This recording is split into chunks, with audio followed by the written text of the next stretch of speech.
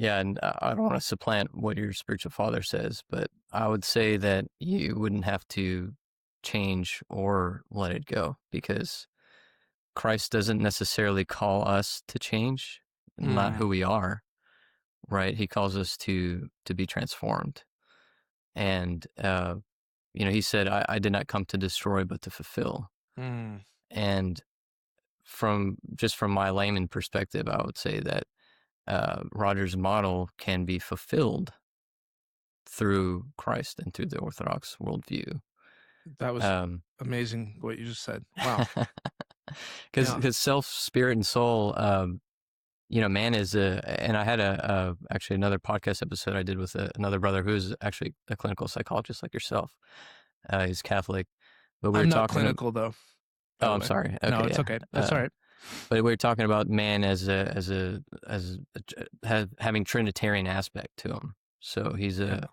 um, the hypostatic union that we say in Orthodoxy. It's a combination of uh, mind, the intellect, or the nous, Mm-hmm. which is our capacity for rationality and logic and ability to reason, the logos, right? The logos within us.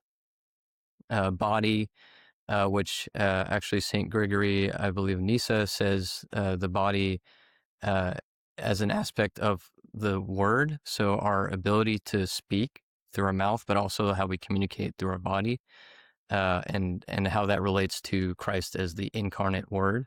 Mm. Right. So body is the physical aspect of man in that way, and then soul, obviously the energy that God breathes into us that Yeah. animates us, and we're Yeah. so we're this like union of all three.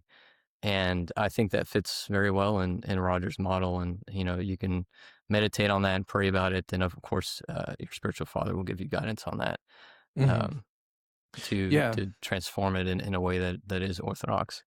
Actually, I'll have this book right here, since it's right here. It's not 100% related to what you're talking about, but The Human Body, Ascesis and Exercise. Wow. This is Metropolitan Hierotheos.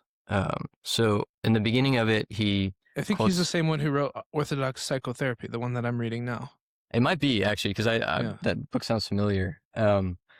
He quotes the church fathers, and he quotes Saint Gregory, and how they talk about the body and the personhood of man, both before the fall and after the fall.